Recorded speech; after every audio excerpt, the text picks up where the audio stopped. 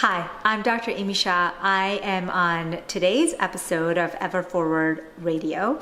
I'm going to be talking about why we're so effing tired, what we can do to make our exhaustion go away, because exhaustion does not have to be our new normal. And we talk about tangible strategies and techniques so that we can get our energy back for good. 3, 2, 1.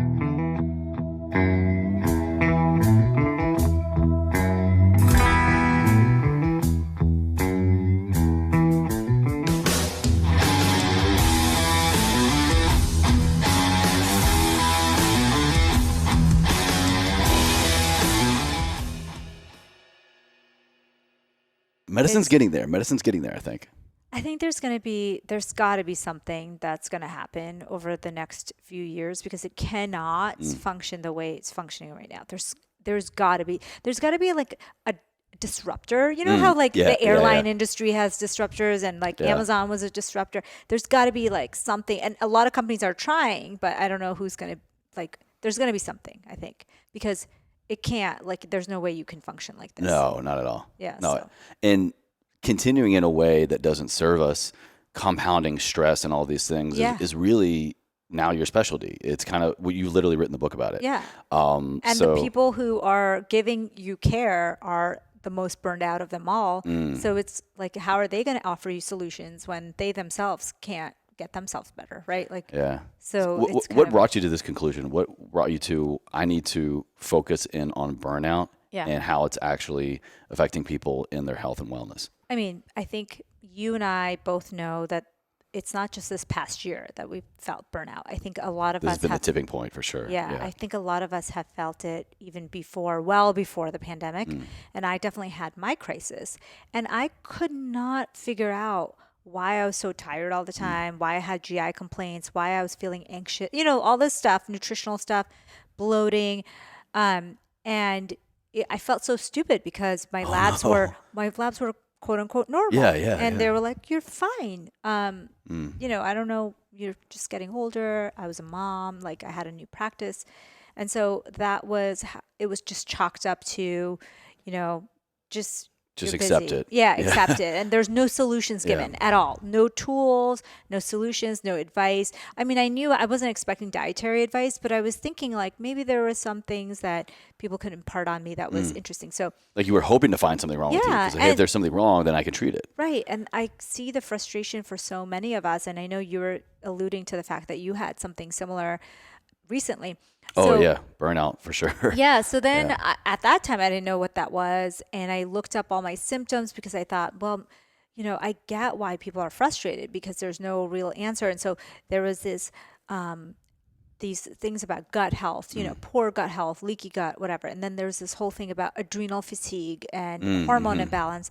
And then there's this whole thing about inflammation. And so I kept thinking okay, maybe I'm inflamed. No, wait, maybe I have leaky gut. No, wait, maybe. And I realized. Looking for something to be wrong with you. Right. But I realized that the way energy works, our focus, our health, it's actually all interconnected. The gut health is connected to inflammation, connected to hormone health.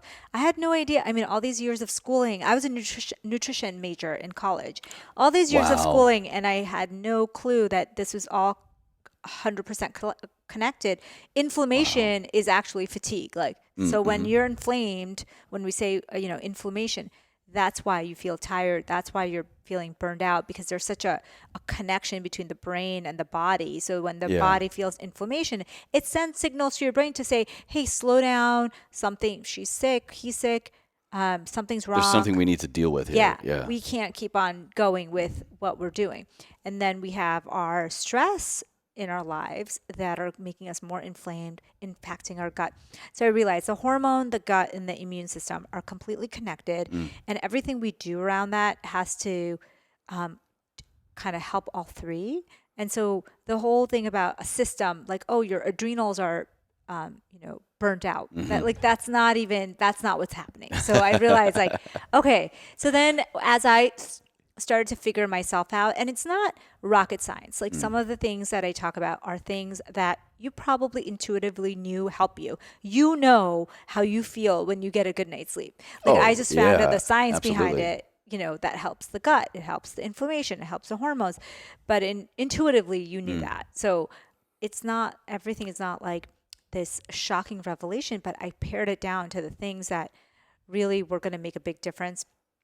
And I experimented myself, and then I helped other people with it. And then that's why I wrote the because I thought, okay, if I can pare it down to a few little changes throughout the day, like you're really busy, I'm really busy. I can't be like doing every single wellness trend that's out there. There are a lot. It could be like a full-time job, right? And it is some people's full-time job. You live in LA.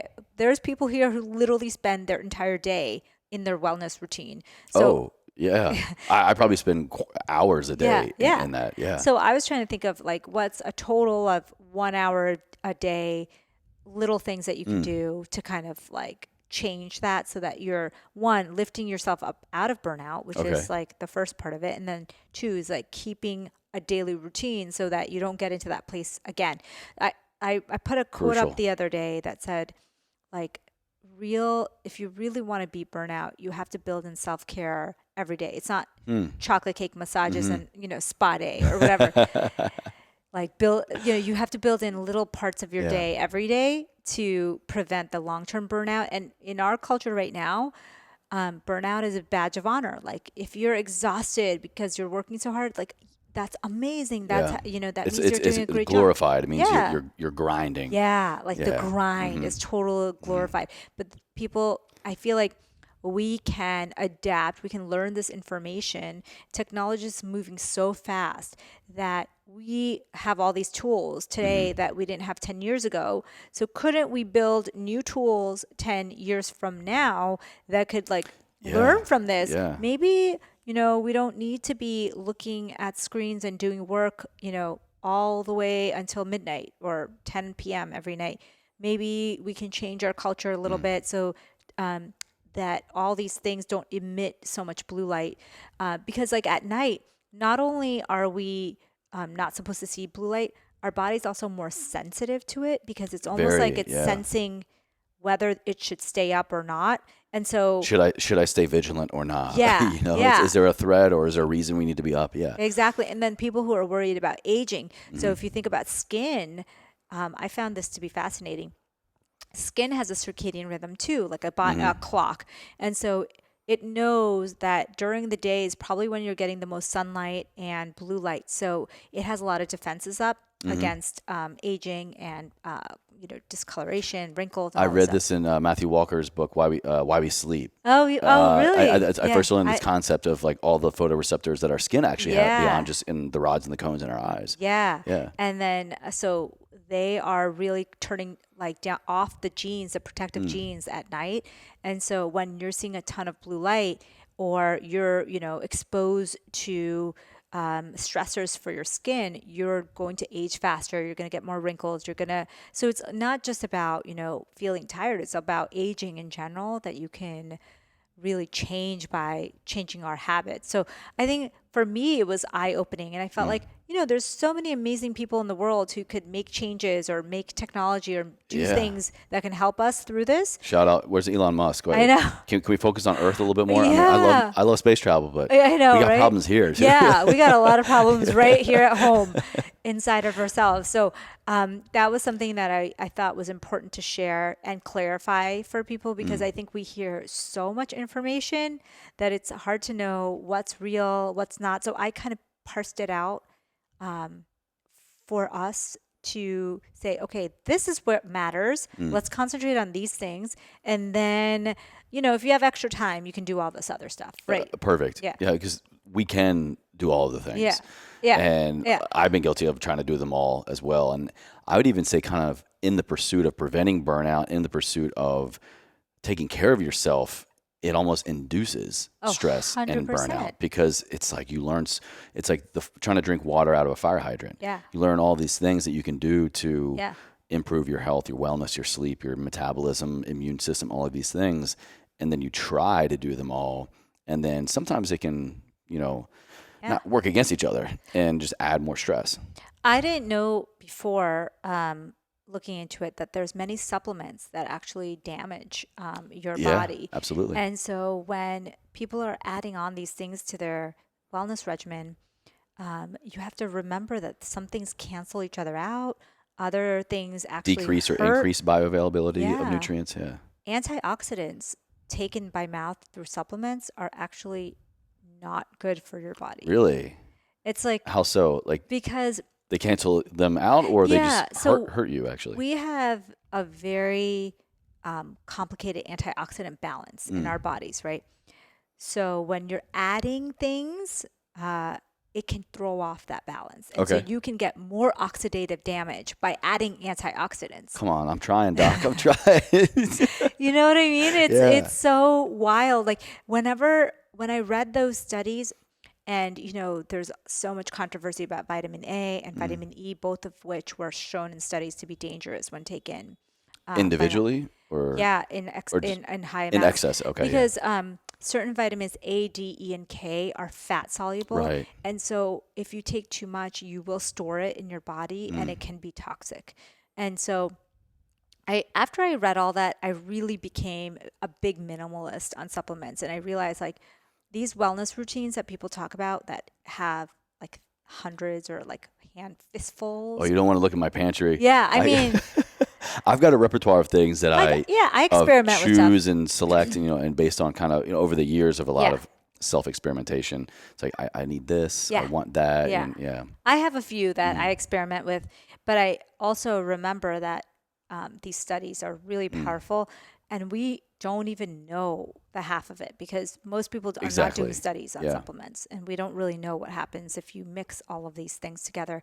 And what we do know is our body's super smart, and if it's food-based, it's able to kind of parse things out a lot better. So antioxidants from fruit, for example, are really great for you. But if you separate that into a supplement, it can be dangerous. I've read so many things on that topic of how in whole foods, the way that things are, even like just the amylase that your body produces in your mouth to just trigger the initial breakdown of certain starches and sugars and things based on what you see and what it's known and that's had before. Like that's the start of the metabolism. And so then from the entry point, based on what it is going to have a relation, and it's going to have a lot more, like basically just things ready to go that we don't even fully know about. Like the way that we absorb things and the way that certain phytochemicals and nutrients interact. There's so many, like we can't even tap into understand all of them yet. We don't understand it. And we don't understand how our gut bacteria, so our gut bacteria, you're in the army, right? So military. So the gut bacteria is literally our military, and it determines so much of who passes through, who are we going to attack, what are we going to extract from this? Great analogy. Yeah. Yeah, this is perfect. And they communicate with our immune system at all times. Hey, I need help. Come over and help me. And so what's that complex interaction is something we don't understand. That's why people say, oh, I can't do gluten, but nothing comes up on testing, or I can't eat dairy, but nothing comes up on testing. It's because there's such a complex interaction between our gut bacteria and our immune system that we can't understand yet. There's no test for it. And so we have to. It doesn't always show up or ever show up. Yeah. And it can change because we know that gut bacteria, as it changes, it may be tolerating new foods, right? A lot of people will say they have all these food intolerances, and then once they kind of fix their gut, so that means replace some of that army, Get some new recruits in there, some fresh blood. Yeah. They will be able to extract the nutrients that they need and not have such a bad reaction to them. So that's the basis of, actually my book, the basis of the book is to understand, hey, this army is in constant communication with your own immune system and your brain and the hormones. And so you really want to keep that group intact. As like a primary focus. Yeah. Okay. And that's how you're going to get more energy and get out of burnout as on a personal level. Now, burnout is, there's so much brain burnout too, I would love, if you could, can you kind of really define burnout? Yeah. What is it from the medical perspective in terms of how it shows up, possibly things people can be on the lookout for, what it looks like, what it feels like? Well, burnout is a controversial term because there's no medical diagnosis per se. You're not like, all right, Yeah. burnout, take 2 of these, call Yeah, me tomorrow kind of exactly, thing. exactly. Yeah. Fatigue is. Fatigue is an actual medical diagnosis. There is testing that you would do to rule out medical causes of fatigue, thyroid, B12, vitamin D, and anyone who is suffering from burnout or fatigue should definitely undergo a battery of tests to make sure that there's not an obvious, oh, it's your iron, it's Right. it's your B12 level. Like a lot of people who are plant-based, they deplete their Yeah, B12. yeah. And then vitamin D, as you know, so many of us are low Oh, in it's vitamin D. instrumental in so many things in the body. Yeah. Right. So fatigue is a diagnosis, and burnout's main symptom, the prominent symptom is fatigue, but it's constant fatigue. It's a Unexplicable fatigue. Exactly. Yeah. That doesn't go away with a good night's sleep. It is the feeling of depleted. It's a loss of motivation. So a lot of people who feel burnout won't be able to do a good job at work because they feel not only tired, but almost like the loss of motivation, Apprehensive. change in mood. And there's a few, there's a few different definitions of burnout, but in general, those are, and then there's a host of medical symptoms that people will get often. For example, you'll be tired but wired at night. Yeah, like the mind is just constantly going of all the things you didn't do. Yes, exactly. So tired but wired. So you get a very sleepless night of rest or don't sleep well. And then you have often GI complaints because our gut is so connected to our mind. And so when you are in this fight or flight mode and you're feeling at the end of that road kind of depleted, you will often have GI complaints. So people will often complain of like constipation or bloating or just some GI distress. Like irritability. Or GERD. General, gut irritability, reflux disease. So that's often a part of burnout as well. So burnout is real, but has a variable definition. But most people will say that symptoms of burnout have risen over the years. In fact, this last year, there's a 33% rise in people. Oh, I'm surprised it's not even more. Yeah. Who were saying, and before that, it was about 69% of women and 50% of men said that they reported feelings of stress, burnout, or fatigue. Beyond the norm. Yeah, beyond. Yeah. And there is a differential between women and men, and this seems to be both societal and biological. And this year, obviously, a lot of the stressors came into focus. And what I think happened this year is that the mistakes we make in society just became more blatantly obvious. Some of the things I talk about in the book is like disruptive circadian rhythm. So that internal clock that we have in our brain and each one of our cells, we need to be listening to that. And when we were indoors all the time for, a good part of this year, not seeing natural light, maybe getting a ton of blue light because everybody's like stuck to their TVs. Reduced physical activity. Gyms were shut down. Were shut down. We were getting no social interactions, and we had no release. Right? So, and then you couldn't sleep at night because you were stressed, and a lot of people were triggered by what was going on. Yeah. So there's these unconscious pathways that are connected to our HPA axis. So our HPA axis is our stress pathway, hypothalamus, pituitary, adrenal axis. And there's a part of our brain that gets programmed from when we're children to respond to stress. That's why some people that have had a lot of trauma in their life really had a hard time during the pandemic because, these trauma pathways trigger that cortisol more so than maybe others. And I'm so glad you said that right there. And sorry to cut you off, but that's such an important point. And I'll say personally, that's been an irreplaceable part of my wellness journey, but also for people to realize right now when they're listening and hearing this, like the things we naturally gravitate towards or the route that we think we're supposed to take, or maybe even our doctors or providers tell us to take, can be beneficial, but there's a lot more going on in the background, and the conscious and the subconscious, and just that initial framework and system really that was wired and built years and years and years, decades ago, even for some people. So like, don't discredit that. And I'm so glad you brought that up. I mean, the trauma pathways not only build our thoughts, but also what we look for comfort. Exactly. So, how we cope. Yeah, how we cope. Or don't. Yeah, exactly. Or don't, yeah. Or, what are we reaching for to cope? Because there's a lot of people who need comforting, but they don't know how to get it. And so Don't know how to ask for it. right. And so they reach for the easiest tools that they can find to cope. And often that's negative coping. So, drinking has gone up, usage, there's some food intake can be comforting in a negative way for people. Like they go back to their, what releases dopamine and serotonin and Let me go for the chips. Let me go for the Oreos. Right.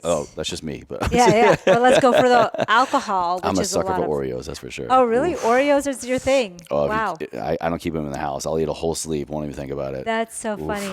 I don't think I've eaten Oreos. I'm a salty person, so definitely during the pandemic, I hadn't eaten, regular chips.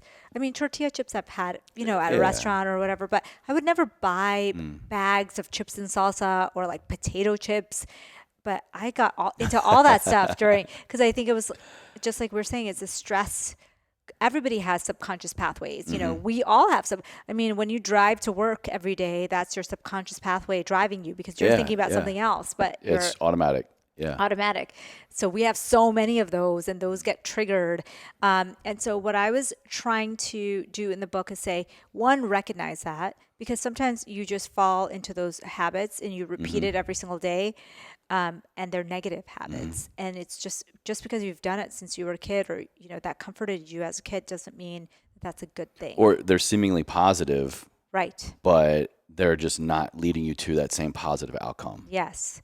And then changing, I think real change in your life comes from changing your daily habits, changing little things, understanding the signs of why you're doing what you're doing.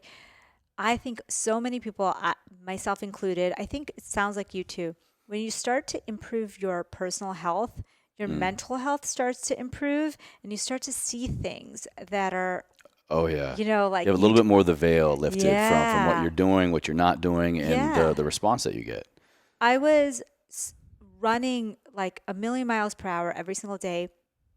And I had this huge car accident, which is how I start the book. Because what happened is I was burned out. I knew I was burned out, but I couldn't stop. Right. I just said was every person going through burnout ever. Yeah. I was like in the cycle, and I had so many things going on, and I had a new practice. I had these little kids that were depending on me to pick them up all the time, do all these things. I had my boards coming up because I had 2 board certifications, so you have to like certify for both. Oof. And you're a braver soul than I am.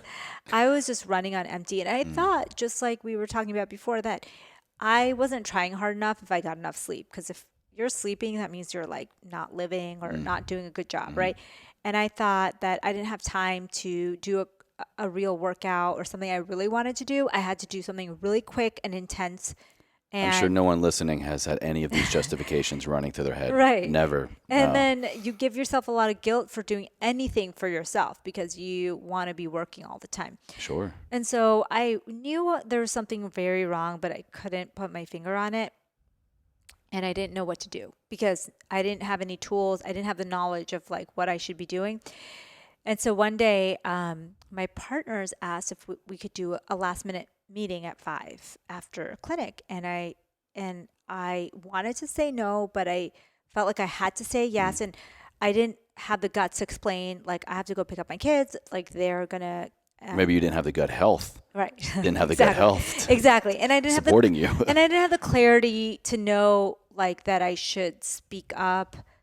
Because I thought they would be judging me. Like, I was new, So anyways, I thought, okay, I'm just going to not like go through the meeting. I just have to get there before 6 because I think they were getting out at like 5:30. And I thought, okay, if I can get there by 6, the center closed at 6. And so I'd be okay. So we get done, later than I thought, really close to 6. And I literally like ran out of there, and like ran to the car. I was rushing to go pick them up. And those little small decisions you make, like, should I make that left? Should I make that right? Yeah. Like, and I think about it now, it's so clear in my mind that I was rushing and I wasn't like. But that's such a great example of how even the most seemingly obvious things that, of course, we could answer in our sleep, when under stress, it just kind of like makes us like baby deer again, like just stuck in the headlights. Totally.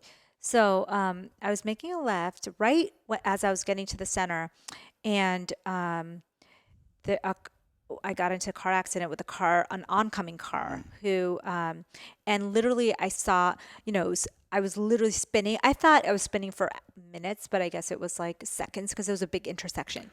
Wow. And the only thing I remember is I've never seen all the airbags inflate in the entire car. Like there was you got airbags, surround sound. Yeah, there was like wow. back seat ones, front seat ones.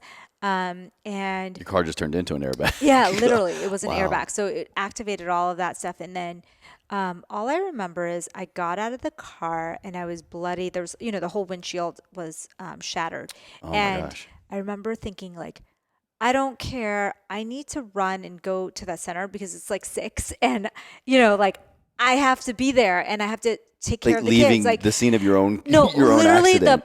they were like, no, you can't go anywhere. Oh my You are gosh. in this huge, Like, car accident. ma'am, you're bleeding. Like you need to Like stop. I literally I could barely walk.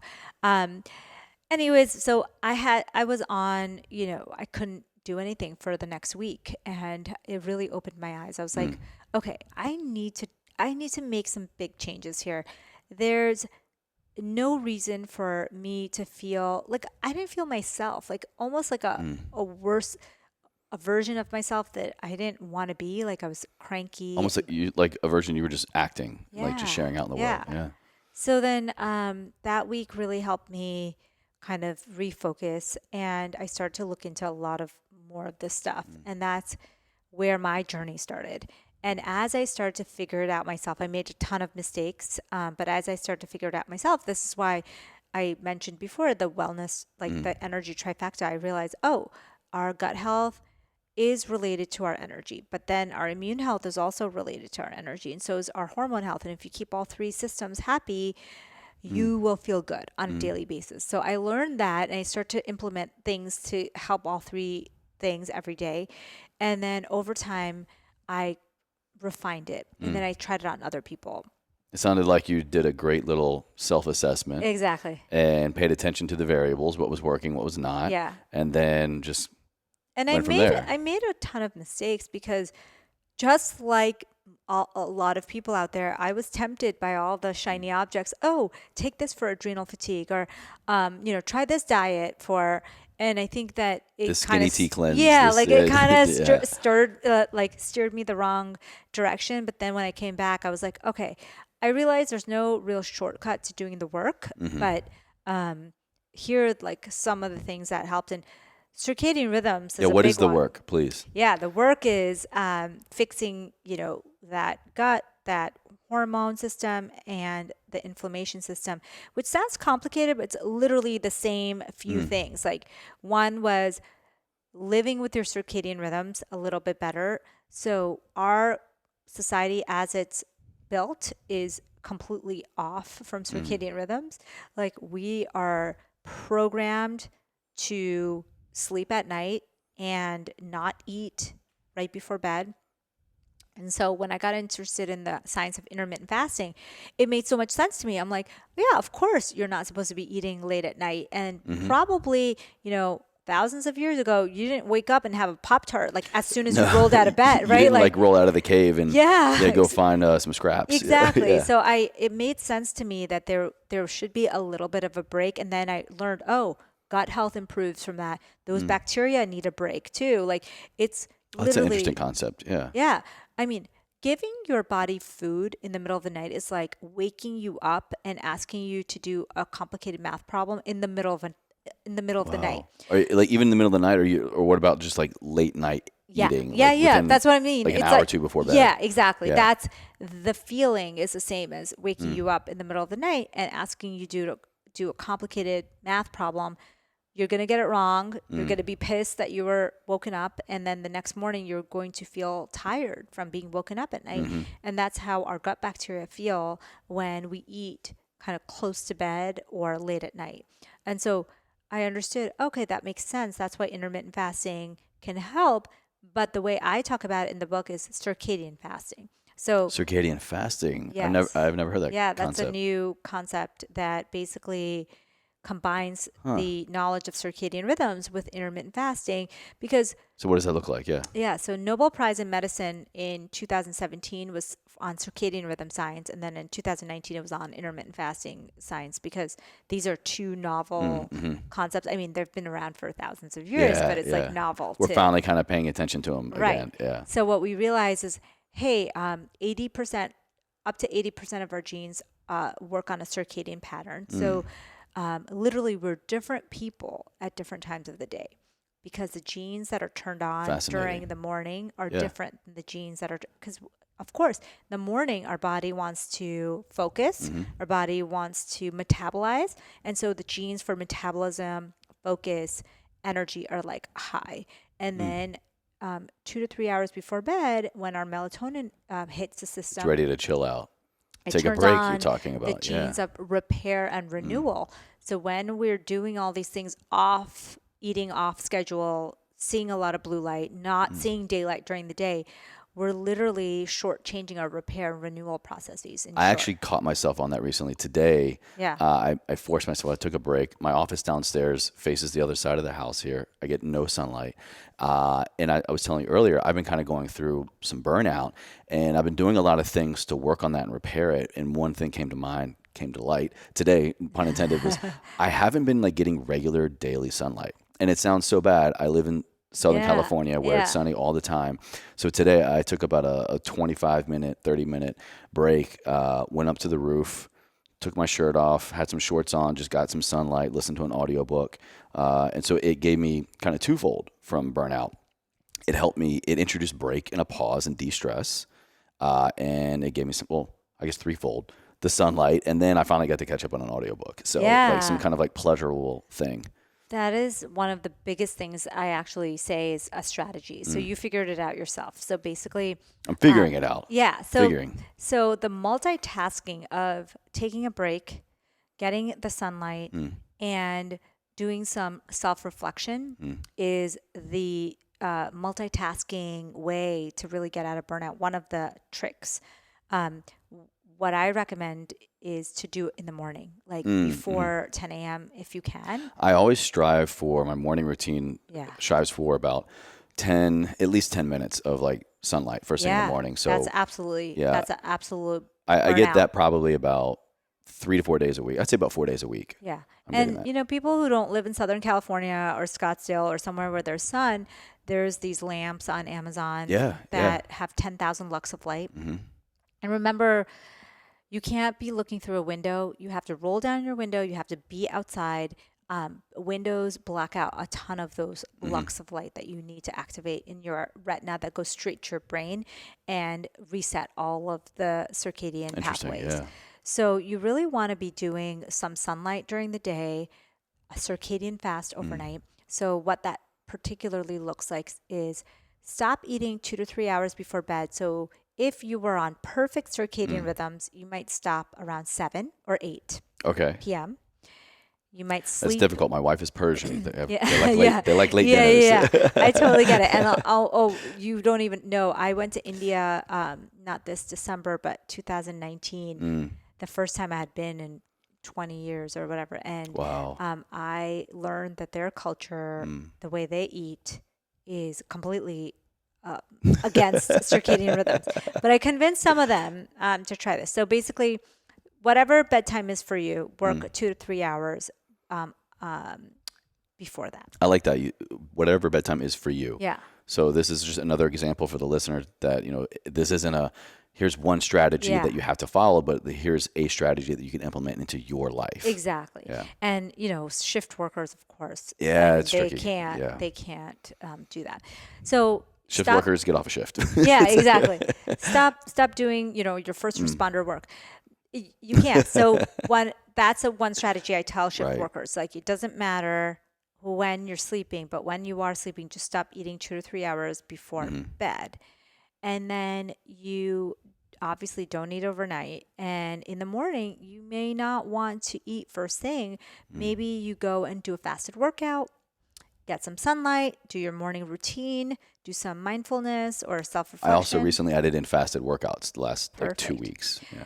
And then you break your fast. So the magic of fasted workouts is that there was a study that came out in the New England Journal of Medicine that detailed the benefits of intermittent fasting. And one of them is the metabolic switch. So we preferentially use carbohydrates as fuel. Sugar burner. Yeah. Yeah. And most of us are always just sugar burners, unless you're on a keto plan. But overnight, you deplete your sugar because your brain is still working on repair and renewal processes, whatever. And in the morning, often you may have some sugar left over, or your liver has some stored glycogen left over.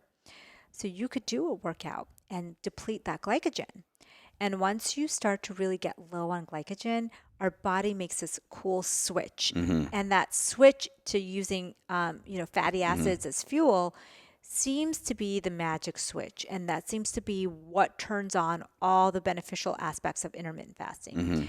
We don't know when that switch happens, and it happens at different times for different people. So if you carb loaded last night, probably not going to make that switch for a few hours, but many hours after your carb load.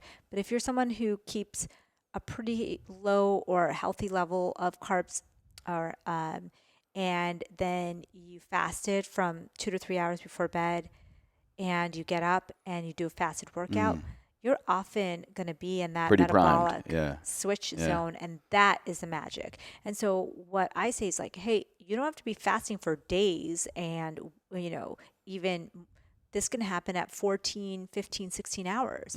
And so you're kind of getting all of the benefits of both circadian rhythms and intermittent fasting in one overnight Working fast. together. Wow. Yeah. So that's another strategy, because there's lots of anti-inflammation that happens when you sync to circadian rhythms and you intermittent fast. And remember, inflammation is fatigue and burnout. So if you're doing things that are anti-inflammatory, you're automatically curing that. So, and that's the connection when people are like, wait, what's a food, diet, burnout connection? That's the connection. Yeah. So you're reducing your inflammation and you're feeling less tired. So that's a second strategy is the circadian fast, the fasted workout, sunlight in the morning, self-reflection. Self-reflection more because you want to activate your parasympathetic system, your vagus nerve. So a lot of us live in that fight or flight, response, ancestral response to danger, and we never counteract it with parasympathetic response. You got to have the yin to the yang. Exactly. Yeah. It doesn't have to be one-to-one. That was what I realized from the research. Okay, interesting. It doesn't have to be like, okay, 6 hours I was stressed. Like now the next 6 hours I should not. It's not like that. You just need brief periods of parasympathetic activation. That's been a big realization as of late for me, is that to come back to a homeostasis level, to come back to just feeling your sense of normalcy, it actually doesn't take a whole lot. Yeah. Even just introducing a few deep nostril breaths in and out through the nostrils. I recently wrapped up James Nestor's Breath book, and just the power of activating the parasympathetic nervous system through just selective nostril breathing is incredible. So that's often another lie I think we tell ourselves in the burnout, is that I don't have the time to go do all these spas and relaxations or meditations. Like it actually can compound with just a few deep breaths, a few small practices every day. 100%. That's exactly what I said in the book. I said, you just need 2 minutes a day. 1 minute in the morning, 1 minute in the evening to do that counteract parasympathetic, exactly what you said, breath work, It can be humming. We'll take a 2-minute break now for everybody to Yeah, exactly. pause Let's the do it podcast together. 2 minutes. Yeah. I know I've seen that before where people like do it together, Yeah, but it's yeah. really easy and you can do it and it makes such a huge difference. It does. It And does. then, and then one of the other things I talk about is really taking a little stock of where your energy is going. So I think a lot of burnout is also thought processes like who is taking your energy? Who are you giving your energy freely to? And how can you edit your life so that you're eating the foods, doing the things, and hanging out with the people who are bringing you joy and energy? And how can you block yourself from the people who are constantly taking it away? And This I is think a that's huge point. yeah. Burnout. It sounds ironic. Yeah. I'm burnt out of energy. I'm burnt out of motivation. I'm depleted. But you're saying it's actually there are things, there are people, a thing, a person that is just constantly taking the Yeah. energy. And often it's like a colleague or someone you see often, a friend or a family member. And what I Your realized, job, your work. yeah. And when you really take note of what it is that is repleting your energy and what it is that is constantly depleting your energy, you get a lot more clarity. And for me, I realized I was doing things on a daily basis that were constantly depleting me, and I was hanging out or interacting with people that were constantly draining me. And so I really started to edit my life. I started to say, I'm too busy to hang out or talk or engage with the drainer. Sounds familiar. Yeah. Then I purposely started to do activities that seemed to replete me, which was like, To fill your cup. yeah, like, the 1 minute twice a day was great in the beginning when I was just getting out of burnout. But then I realized, wow, this whole nature thing is like really amazing. And I love how I feel. I feel really good after I spend some time outside. And there's a study that came out that said 120 minutes in nature is like really what you need a week to get optimal health. Right. So I was thinking about it and I like calculated. I was like, okay, 120 minutes, not so hard. 2 hours. Yeah, 2 hours a week. Yeah. And if you space it out through the whole week, and so I Taking started a walk, going on a hike. Exactly. Yeah. So I started to add in those things, and one of the biggest things I did, which I'm curious to see what your thoughts are. Okay. I used to do these really heavy, intense workouts, and I would skimp on sleep. I would wake up at 5, and I'd do these like CrossFit type workouts. And what I realized after doing my research is that I was actually contributing to the problem. I was doing too many hormetic stressors, too much of a stress load on me, because those kind of stressors are supposed to be intermittent and heavy, not constant, and not after you've had a bad night of sleep. So of course I wasn't seeing results because I was throwing cortisol in my system after the workout. You're throwing salt in the wound. Exactly. Yeah. So I changed a few more. I did a little more yoga. I did this yoga that was super athletic, like, because like I think a lot of people think, oh, like I'm never going to do yoga because I never did. I hated yoga, but I picked one that was very athletic. It was all about like gymnastics and balancing, and so it kind of, that type A personality kind of can come through. It allowed for it. Yeah. And then I really toned down on the CrossFit type stuff because at that time that was like the big trend, and I would wake up super early to do that. But I realized it was just shortchanging my too much results. For you Yeah. For that time. And because of the milieu, all the other things that was happening, because I was stressed at work, then I would be stressed at home, then I would skimp on my sleep, and then I would go to the stressful workout, and then I'd expect to see results, and I wasn't. Where so many people go. I know. I've heard it. I heard it in my coaching practice before, and I damn sure hear it from people now. It's like, I'm so tired, I'm so stressed. Let me just go move some bunch of weights, which can be great. It's good you time, and honestly, it's something that I love as well. But when you really, really think about it, like, what are you doing? You're overloading your system again. You're taxing your systems in a way that now, like, it's your choice. All these other things may just be happening because of life around you. Yeah. You may have some control over things, maybe not. But then you take all of that, and your body finally gets some you time. And what do? You go beat it up again. Yeah. You know about blue zones, right? Yeah. Dave Butner. Dan Buettner. There we go. Yeah. So if you look at the centenarians around the world, they're not going to CrossFit or like a high intensity gym.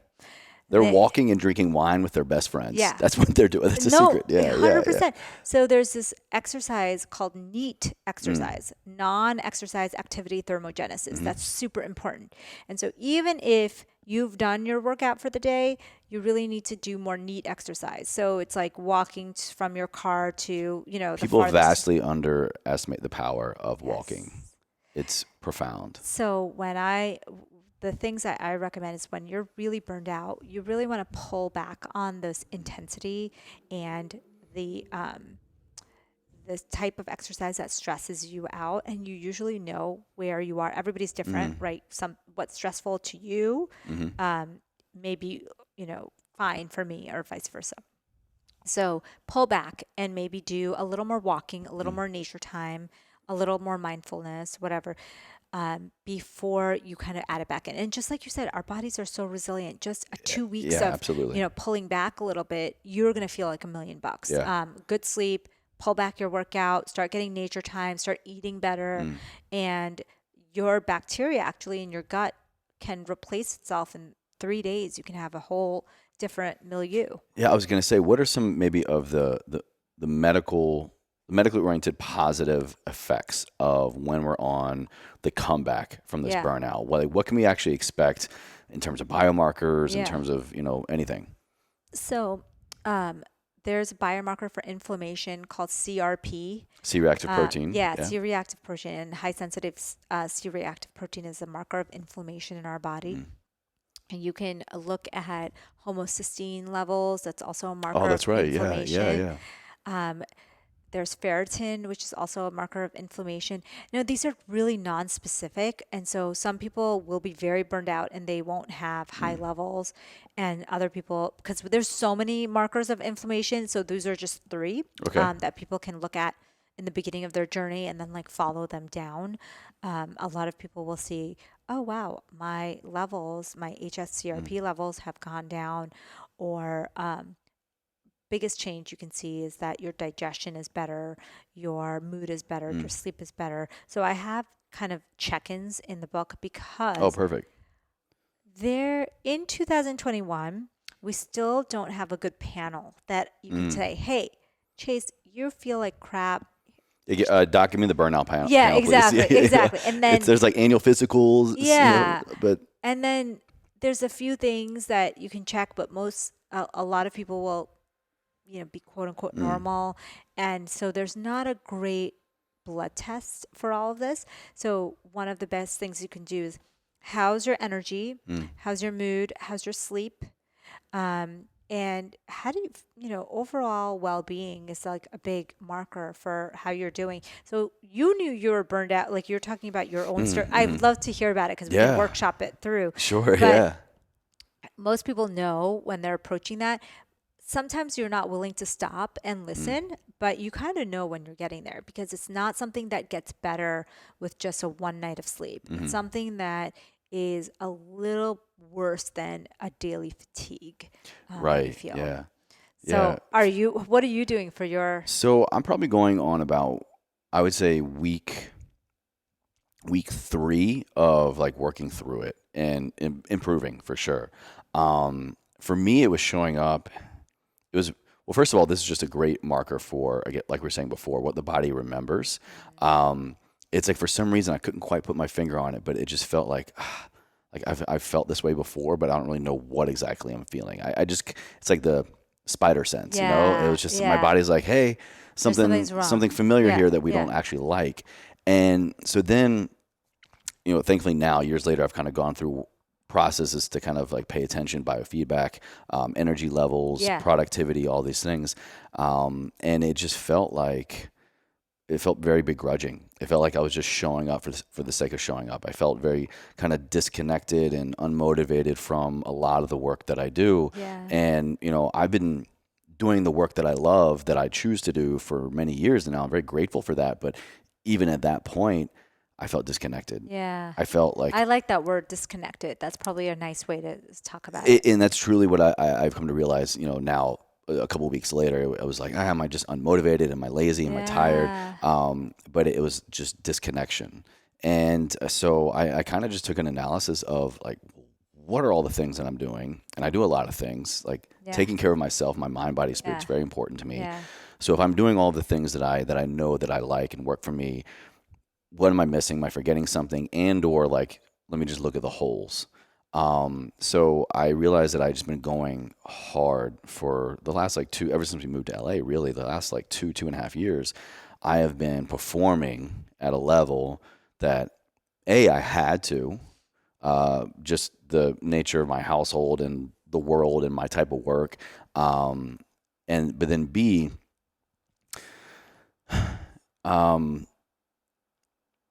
it was like, I know why I'm doing what I'm doing, but the way that I go about it is just no longer serving me. Yeah. And so it was kind of like a come to Jesus moment, I guess, Yeah. of like the physical state, but then also kind of like, I guess, the spiritual state, but just like my purpose for everything and Yeah. like how I go about it and like not wanting to just feel like I'm spinning my wheels. And so I turned off social media for a couple of days. My wife and I took a quick little trip up to Santa Barbara. We just disconnected for like a weekend. That's kind of always my go-to. I go to nature. Yeah. Once a year for my birthday, I actually do I just go, like, my friends and I, my wife, we get a big cabin, or we went to Jackson Hole, Wyoming last year. We just get away. Yeah. And so I realized that I maybe needed to do that sooner this year. So I disconnected. I got back in sunlight, got back in nature, and kind of introduced a lot more sense of calm. And after that one weekend, like we're saying, I've been going for 2.5 years hard. That one weekend was a very great reset for me. And it was like the hard kind of positive shock to the system that I needed. So now, like 2 or 3 weeks later, I've just been taking it easier a little bit more. I took a week off of my show. I hadn't taken a week off of the podcast in 4 years. Wow. And so after that, like, it was a very great reset. And it showed me a lot of things where I was pushing too hard, where I could pull back a little bit. And just, I'm still working through it. For some reason, there's still just certain things I feel, it's just like a feeling, I can't put a biomarker on it. I can't put a label on it, but my body's just like, hey, we got some work to do. Yeah. I think the nature thing is huge. The sleep thing is huge. And the self-reflection thing is huge.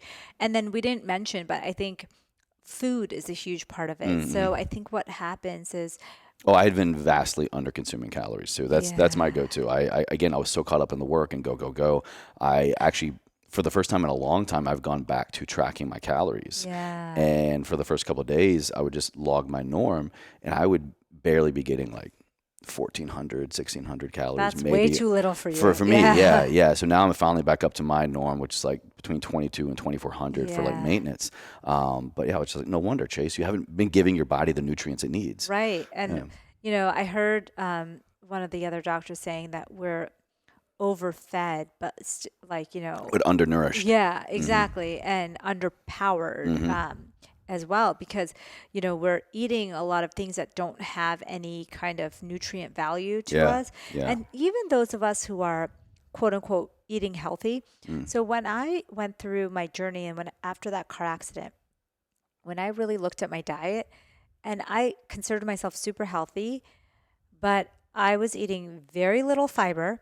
So if like I had, I really didn't have much vegetables at all and really no natural fiber in my diet. And I was thinking to myself, I thought I was doing all these healthy things. Like I'd have like a protein bar, and then I'd have coffee, and then I'd have, all these things. And this is a double board certified medical doctor, nutritionist people. Like I was in a rush, and I would do the protein bar during work, and I was going for convenience as well, way more than I should have. And even in my mind, I was like, well, these are healthy snacks. Yes. This is a healthy protein snack, protein shake, that, whatever. Yeah.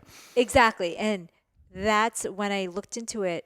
I was like, wow, I'm eating a lot of sugar that was hidden in a lot of these bars and shakes and, convenient foods that are healthy. But it also goes to the whole burnout treatment thing. Like we want something, a quick fix. We want something, we're like, our body's going to be craving something. Right. We crave something like that. And I had no idea that you could eat vegetables like breakfast, lunch, and dinner until I realized, okay, if I want to get like 6 to 8 servings a day, I'm going to have to incorporate it into like every part of my day. And so I really started to change. I realized that there's that army, that bacterial army that you're trying to grow, that's their food. They actually don't eat other food. That's what they eat.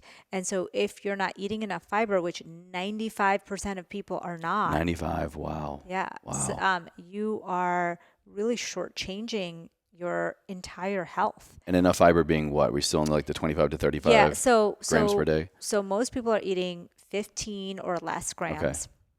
We're supposed to be in the 25 to 40 grams. To 40. But really, for Wow. optimal health, we want to be the 60 to 80 gram mark. If you look at, when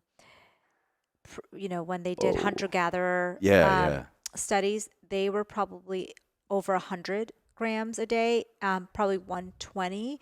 And they found that the prebiotic fibers are what was feeding their bacteria. They had more bacteria and they had more diverse bacteria. And we know that our gut, the more diverse and the more army and the more diverse it is, the better it is. So the better we feel.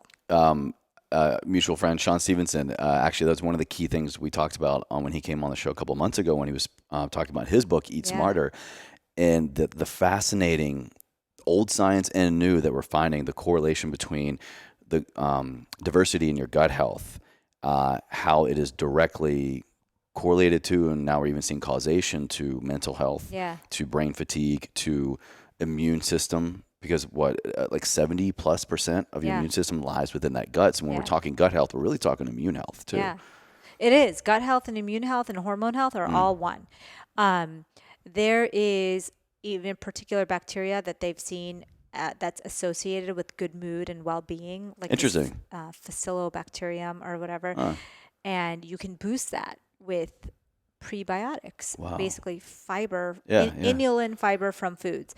So when I learned that, I was like, wow, that's an easy fix. I mean, that doesn't require a supplement. It's not a treatment. Like, you don't have to buy anything really. Just go to the grocery store. Turns out mom had it right the whole time. Yeah. Just eat your vegetables. Yeah, seriously. Vegetables. So, and people always put fruits and vegetables into one category. So I was eating a ton of fruit like every day, but I didn't realize that was not a substitute. Like zero vegetables and all fruits, not a good idea. In fact, it should be the opposite. You should be doing tons of vegetables and fruit. I would agree. Yeah, as needed. If you had to pick one more majority, I would go with vegetables. Oh, 100%, right. So then once you rebuild that gut, you start to feel better. And like you said, it's such a mental gut connection that you start to think better.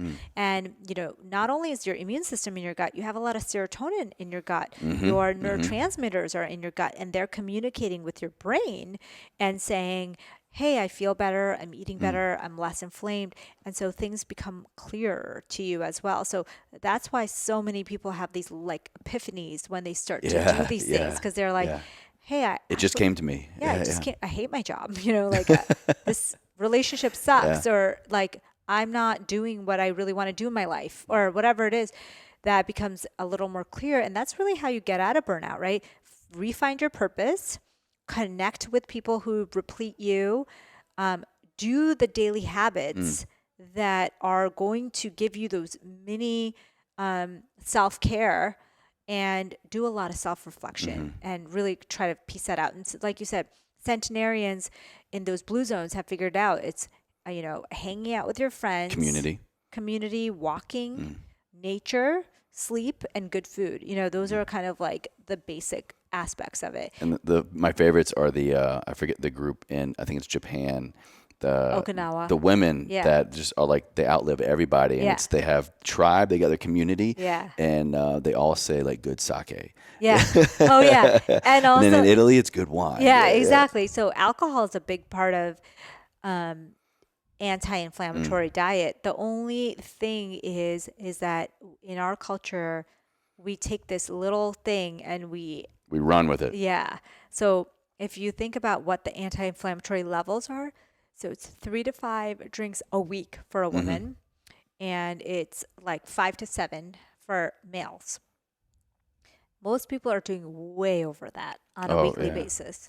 And so if you cannot control yourself around alcohol because, oh, a little bit is good, a lot is better, then that's not the strategy for you. You have lots of other anti-inflammatory strategies, but I do think that it can be really helpful for people who are like, oh yeah, I can incorporate 3 to 5 drinks a week. For me, that's easy. It goes back to what we were saying in the beginning, especially when we're facing stress and in burnout, we tend to reach for things that even we may already be doing in a healthy way, Yeah. but we push the envelope a little bit. Yeah. You know, we Like with coffee, Oh, with yeah. alcohol, Yeah. and the caffeine. coping mechanism becomes tainted Yeah. a little bit. And what I say is that caffeine is like stealing from your energy bank.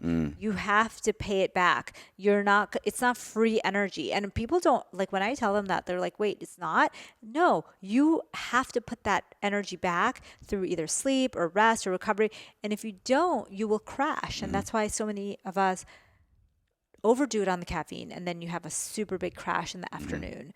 And that's a sign that you need to kind of get off that caffeine. That was another thing I did, and I've always been very conscious. Well, the last several years, I've been very conscious of not only caffeine in like total milligrams, but my caffeine cutoff time. Yeah. So I actually, past like 2 weeks, I realized I'd gotten a little high. My caffeine high Yeah. for me had been like 350 milligrams maybe a day. So So now, 3.5 cups about. well, I actually would have two, Oh, but right. I know the exact dosage. I Oh, use God. like a Okay. couple different specialty coffees. They're healthy coffees. Yeah, yeah, They yeah. are. They're Yeah, really yeah. good. Yeah, yeah. L-theanine, MCTs, Yeah, okay. neurofactor. Yeah.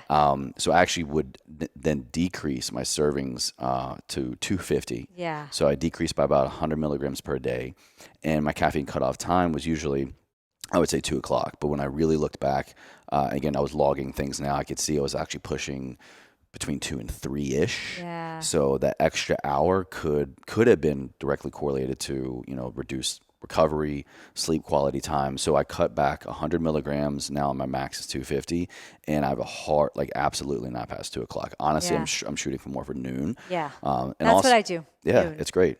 Noon is my cut. yeah. Like I can have something at lunch and that's it. That's kind of like my cutoff. And it depends on how you metabolize caffeine. I'm a Exactly, poor caffeine yeah. metabolizer. So if I have something in the afternoon, I will definitely have a poor night of sleep. Wow. Okay. So it does depend on the person, but you'll know. I mean, you probably know that if you consume caffeine late in the afternoon, you're going to feel it. You won't be able to fall asleep. The other thing I talk about is high quality sleep. So I think I severely because of all these years of training and so much sleep loss, that I kind of lost respect for sleep. Like I love sleep, but I thought, oh, you can't sleep. That's not productive. That's not grinding. Yeah. And then I realized like, oh, all the things that you want in your body and in your mind and your brain and your gut happen during sleep. And so I started to really guard my sleep and clean up my sleep routine. And like you said, the caffeine, it was the blue light exposure. It was the working all the way through until bedtime. It was, not realizing that if you have ambient light in your room, that's actually disturbing your sleep. So they did this interesting study with 2 groups of overweight women because they knew that blue light has some implications on weight. They weren't sure. They had these women sleep in rooms, one with ambient light in the room, kind of like a nightlight, and then the other ones were in a blackout room. And they found a significant difference in weight loss with same calories consumed. I mean, if that's not enough for someone, who's trying to be fit and healthy to actually make it a blackout room, or you can wear a face mask and make it blackout. I use a face mask for sure. I totally look like a crazy person when I, especially when I travel, because it's like Oh, yeah, the earplugs and the face mask. Because I realize that if you protect the quality of your sleep, you're just a different person the next day, and you're building up that gut bacteria. You're helping your immune system. You're helping your hormones, and all of the things you want, both externally and internally, are working the way that you want. And I just feel like I'm a better person. I get more 100%, done. yeah. So I started to protect my sleep like it was like the most important thing. And it's funny because even now I think that they say you're supposed to sleep at the same time every day. And obviously on weekends before the pandemic, we could never do that. Right. Yeah. So I made a rule that Most I of us. wouldn't go I try not to go more than 2 hours past my bedtime Oh, great. on most Yeah. nights, even on the weekends. And then you're not so hungover or like Sleep hungover. Yeah, it's and real. you feel so horrible the next Yeah. day. So protecting your sleep became one of the big tenets for me that helped me through my burnout. And I tell people, like, you'll have to sleep a little bit extra when you're trying to get over. I'm sure you've felt this in the last couple of weeks when you've worked on it. It's not enough to sleep your usual 7 hours. You're Well, going to go 8. You're I've been gonna go going 9. over Yeah. probably, I'd say 45 minutes to Yeah. sometimes an hour and a half. Yeah. And I don't set alarms. Yeah. I go to bed at the same time. I wake up at the same Yeah. time. And my natural rise time last month-ish, it's been about 45 minutes to an hour and a half more than usual. Yeah. And it's nice because you really do need that time. You Clearly. need some extra time during when you're recovering from burnout. You need that extra time to recover. So don't feel guilty. And I think that's one of the biggest things that I have to tell you and other people. Like, I think that we all give ourselves so much guilt for taking a break. Yeah, and I was going to say that's disconnecting. got to be another component to this, is that you try to take care of yourself, but then you feel bad about doing that. Yeah. Because you think it's creeping into all these other responsibilities. We feel so guilty for ever taking time for ourselves. I mean, I've had people say to me, "Oh, it must be nice to, sleep, work out an hour," kind of implying that it was selfish or that it was must be nice. Must be nice to run your own schedule and to do all these things whenever you want. Yeah. And what I said is that it actually protects me from protects me from burnout and helps me do more during the day and last longer without, feeling burned out. So I think for me, I realized I'm giving myself permission to get sunlight every day, to get a workout in every day, to sleep every day, to eat good food every day. That is not a luxury. That is part of self-preservation. Exactly. I think we've Well lost said. that in our culture. Yeah. I think we kind of feel like all of these things are like nice to haves, but it's you must have that. And there's things we can do in the future. Like I said, the technology can change. We can have different barriers. So in my world, sometimes you're getting a lot of emails, tons of activating things late at night.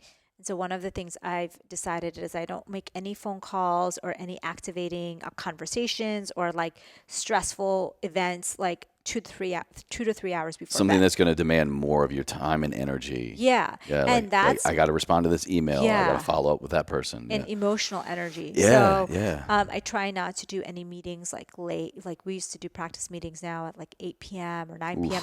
And I don't do that anymore because then it's like just riling you up and then you can't sleep and you have higher anxiety levels and your body's basically getting mixed signals. Like, hey, I thought it was like time to go to sleep. And like now you're doing all this stuff that's keeping you awake. It's crying wolf, Yeah. and it doesn't know how to properly respond when it needs to. Yeah. So then I started to turn off all of my devices. I still have my phone with the blue light blocker, but I don't respond to any like emails. I don't do any major phone calls or meetings or anything 2 to 3 hours before Amazing. bed. That's great. And that's a really nice way to block your mental Yeah. space. And I really have a strong nighttime routine, just as strong as my daytime routine. And these are all little, sounds like a lot, but literally ends up being just minutes a day. Truly. Extra. Yeah. Yeah. Truly. So that's basically how, that's what I talk about in the book. Amazing. Well, we're definitely going to have all of the book information listed down in the show notes for everybody. I've thoroughly enjoyed this conversation. This is awesome. And kind of getting towards the end, I have one other question I want to ask you before my final question. Yeah, sure. So we've been talking about a lot of different ways to work through, to understand it, to address it, to pay attention to it, how it's probably showing up in our lives, what we can do to address it and work through it. What's waiting for us on the other side of burnout? Like once we actually kind of take control back of our life and reintroduce some things that get us through this burnout, like what can we expect to get back into our life? Yeah. So I think the biggest thing I noticed a change is my energy levels. I had sustained and high energy. I think we all want that, right? Yeah. We want to be able to Yeah. do the things Yeah. that we love and we want to do it with full energy. You will have energy like you haven't had since you were a kid. That's how I describe it to people. I thought, okay, getting older is also energy depleting. But I didn't realize that just like muscle, you can build muscle at any age. You can actually build your gut health, your immune health, your hormone health. You can be energetic at any age. I also think it really brought out in me my purpose. And so then once you know your Really? purpose, you can draw clear boundaries. That's a whole other source of and type of energy for sure. Exactly. Yeah. So once you realize what you really want in life and what you're going for, then the boundaries become a little more attainable because you can say, well, you know what, I'm going to not do or interact with, or I'm really going to protect this passion or this Keyword, yeah. and build some boundaries. And I think building boundaries is so empowering because you're saying, hey, I love this energy and I love what I'm doing as my life's work. And once you figure out the people and the pieces, then you protect that at all costs. And that means, maybe that means not doing the 8 o'clock meetings ever. Maybe that means not answering everybody's text right away. Maybe that means, putting no notifications on your phone and just, whatever it is, those are my boundaries. You know what I mean? Whatever it is. Yeah, yours. That, Paint your own journey. Yeah, exactly. But make sure you have boundaries because once you respect your own self and your own time, people start to respect that too. They'll be like, oh yeah, I don't call Chase after 8 p.m. because I know he's not going to pick up until the next morning. Yeah. That's what I'm talking about. Yeah, I've even had to. I've had some moments with my own family members. They're like, why aren't you answering your phone? Why can't I reach you? I was like, well, I don't turn my phone on until like X amount of time after I wake up. I can turn it off X amount of time before I go to bed. Yeah. Like, what if it's an emergency? Well, yeah, figure it out. Yeah. I guess. Or thankfully, do not disturb on the phones now. It's like if you try to call somebody, I think 3 times in a row, it'll actually go through. So, there are ways even in the modern world to set boundaries, but still be there for the people that need you, of course. I had a strategy. Well, we stopped this strategy, but my strategy was that I had a landline, but nobody knew the number except for a few key people. Interesting. Yeah. And so I would be okay. I'm disconnected from my phone, but I knew that if there was an emergency, we would use that landline. Very smart. So, but now we have that do not disturb thing that you can do, and you can selectively deselect.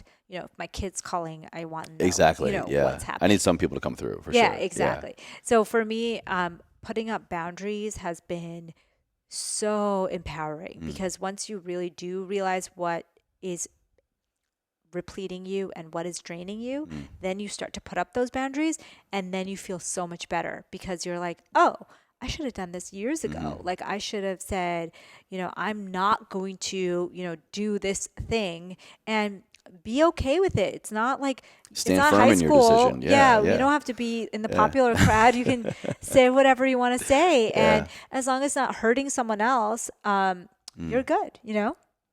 One thing I heard in there that I love is that it can come across in people, and we talked about that earlier as well. And all the things we've been talking about of biofeedback, of paying attention to what's showing up in your body and your mind, like also look for that in people. Take an evaluation analysis of the people that are just energy suckers and never energy givers. And it's a very, very hard thing to go through. I've been through it so many times, and honestly, it just turns into people coming and going out of your life. Yeah. And at the end of the day, you have to recognize you have to do that because those behaviors aren't going to go anywhere. Yeah. No, you have to take those energy suckers. If you can't take them out of your life, I say just stop giving them your energy. You don't have to engage very, it doesn't have to be a harsh cutoff kind of thing. Yeah, it can just be like, hey, hi. They wouldn't even know the difference because they might just see you in passing now and you're just too busy to, maybe you're not organizing things with them. But you are reaching out to someone who is giving you energy. And I think that naturally kind of happens sometimes. But if you're deliberate about it, you really can do great things. And, energy is such a thing that if you give off really good energy, you will attract more people with really good energy. Yeah. And then you can kind of engage more with those people and engage less with the people who obviously don't give you good energy, and then you don't have to give energy back to them. So that's the energy. It reminds me of this tactic I would used to use a lot in practice of when people are embarking on like their health and wellness journey, especially in the beginning, a common misconception is all the things they have to give up. Yeah. All the things that I can't do, that I can't eat, or the places I can't go. Yeah. And that is just a mindset shift that we would work on a lot. And I still try to work on that through the content in my own life is no, just focus on what you can do. Yeah. Focus on the people that light you up. Focus on the people that you light up. Focus on the things, the practices, the modalities that just give you back something, some kind of ROI, and just lean into that. And like just follow that mentality, and the things you're doing, the places you're going, the people in your lives, the things you're eating, like you will all of a sudden just wake up and realize like, wow, I'm getting it all back because I've been giving only to people, places, and things that deserve it. Yeah, it's so empowering. So that's really the key is finding out what things can replete you and what things and people are depleting you, and kind of doing an edit on it. Yeah, that's a whole. I feel like I have a whole other conversation on like the people and the community aspect. Yeah. That's been crucial, That's huge. especially what the whole world has been going through this last year. That detachment and lack of community for so many people has just. I mean, now we're literally feeling it a year later of having such like harsh lines in the sand of how often we see people, when we see them, where we see them. It's just been like now we're really. We're reaping what we sowed, you know? Yeah, it's terrible. I mean, there are people who haven't seen anyone for a full year.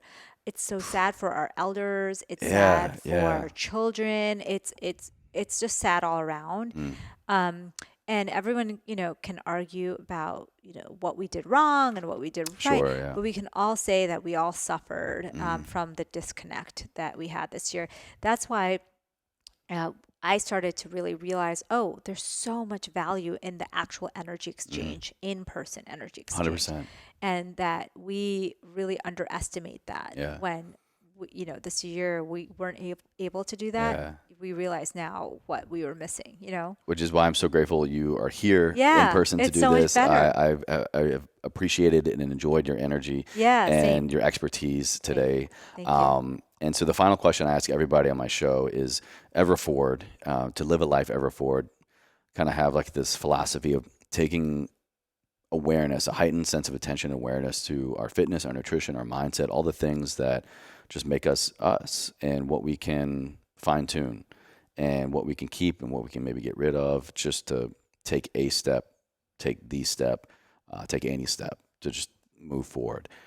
How do you interpret that? What does that mean to you? How can what you're doing in this whole work of burnout help us do that?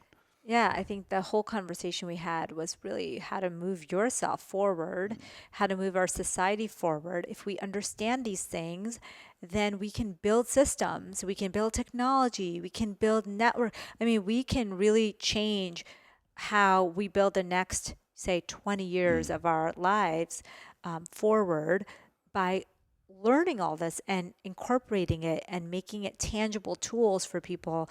Maybe not everyone can get natural light, but maybe they can, have these light lamps and in the winter months. And maybe, we emphasize nature time more on for everyone. And maybe we de-emphasize working late at night or eating late at night and change our culture a little bit. So yeah, moving forward as individuals, as a collective society, by doing some of these things, especially the circadian rhythm syncing, is something that I think that can change a lot of people's lives. I agree. Very well said. Yeah. I always tell my guests there's never a right or a wrong answer. Yeah. It's just Did I get it right? after we have our conversation, and then I share a little bit of the philosophy of my own and the show. I'm always grateful for the answer that I get. Awesome. So it helps. Well, where can people learn more about you? Where can they get the book? If they want to go somewhere right now and connect with you, where are they going? There's a few places. So on social media, I'm at Fasting MD on Instagram. I'm at Amy Shah MD on Twitter and Facebook. The book is at I'mSoEffingTired.com. Which I love the title, by the way. Again. Yeah. And then AmyMDWellness.com is my personal website. Okay. Amazing. Yeah. Well, thank you so much. Thank you so much for having me. That was an amazing conversation. Fun. Yeah, it was.